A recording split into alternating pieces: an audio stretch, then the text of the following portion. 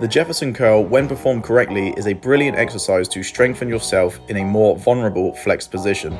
Many of us avoid excessive bending of the spine because we have always been taught that it is bad. This then leads to fragility in any sort of compromised position. However, if we are to train intelligently in these more compromised positions, we can set ourselves up to be a bit more robust.